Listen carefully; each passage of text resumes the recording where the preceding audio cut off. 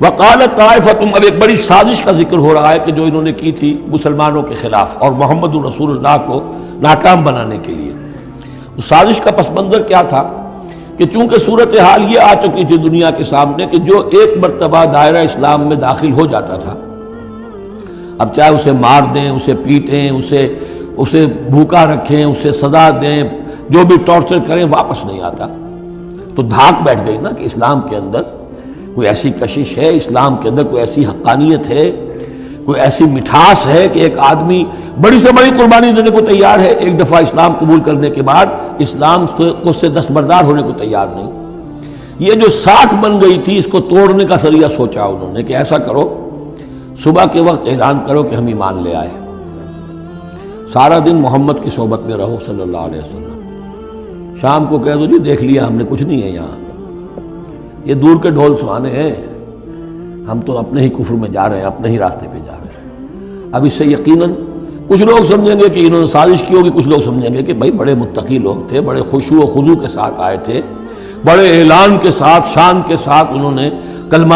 کہا تھا اور ایمان قبول کیا تھا، پھر دیکھو سارے دن حضور کی محفل میں بیٹھے رہے ہیں، کچھ نہ کچھ تو دیکھا ہی ہوگا نا آخر، ایسے کیسے یہ لوگ چلے گئے؟ عام لوگوں کے دلوں میں وسوسہ اندازی جو ہے اس سے کرنا بہت آسان کام ہے۔ وہ سازش تھی جو بنائی، اور اسی کا اصل میں تعلق ہے قتل مرتد کی سزا۔ اسلامی ریاست میں اس سازش کا راستہ روکنے کے لیے یہ سزا تجویز کی گئی ہے کہ جو شخص ایمان لے آئے پھر کفر میں جائے گا تو قتل کر دیا جائے گا،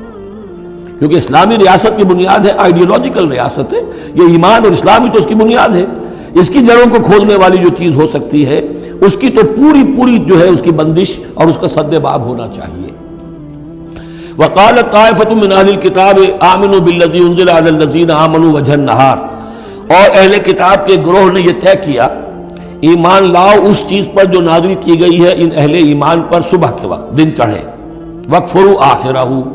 اور کفر کر دو، اعلان کفر کر دو دن کے آخر میں، لعلہم یرجعون، شاید ان میں سے بھی کچھ لوٹ آئیں، اندر سے جا کے کچھ لوگوں کو تو گھسیٹ لائیں گے ہم کہ وہ جو ہے وہ بھی اسلام کو چھوڑ دیں، وہ مشتبہ ہو جائے معاملہ، ان پر وسوسہ پیدا ہو جائے۔ وَلَا تُؤْمِنُوا إِلَّا لِمَنْ تَبِعَ دِينَكُمْ، اور دیکھو ہرگز ایمان نہ لانا مگر اسی چیز پر کہ جو تمہارے دین کی پیروی کرے، ماننی اسی کی بات ہے۔ یعنی خطرہ بھی تھا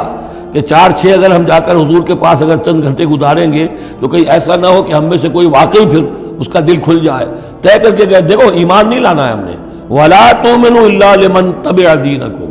اس پر ایمان نہیں لانا ہے ہم نے، لیکن صرف اعلان کرنا ایمان کا۔ یہ ہے مثال قرآن مجید میں شعوری نفاق، یعنی جو وقت انہوں نے گزارا ہے یہ ہے تو اسلام کا، قانوناً تو مسلمان ہیں، اگر اس دوران میں ان میں سے کوئی مر جاتا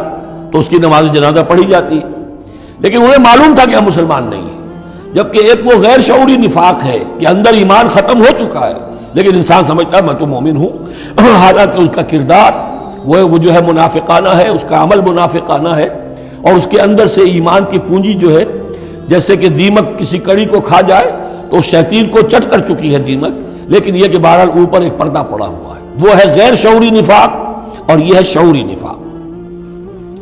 قل ان الہدی ھدی اللہ، اے نبی ان سے کہہ دیجئے دیکھو اصل ہدایت تو اللہ کی ہدایت ہے،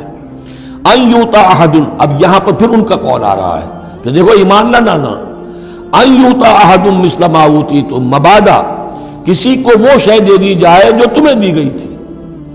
یہ رسالت، یہ مذہبی پیشوائی، یہ تو ہماری میراث تھی، ہم اگر انہیں مان لیں گے تو وہ چیز ہم سے ان کو منتقل ہو جائے گی، لہذا ماننا تو نہیں ہے، لیکن یہ کہ ان کی بہرحال کسی طریقے سے ہوا اکھیڑنے کے لیے ہمیں یہ کام کرنا ہے۔ اور یحاجوکم عند ربکم، یا تمہارے خلاف حجت قائم کریں اللہ کے نزدیک۔